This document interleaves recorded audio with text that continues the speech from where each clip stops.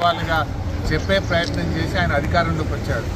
కానీ ఇవాళ అవే యూట్యూబ్ ఛానళ్ళు నీ అక్రమాలను, నీ మాట తప్పిన తీరును, నీ మోసాలను ఎండగడతా ఉంటే ఇవాళ యూట్యూబ్లను తక్కువ చేసి మాట్లాడడం అనేది చాలా విడ్డూరంగా ఉన్నది.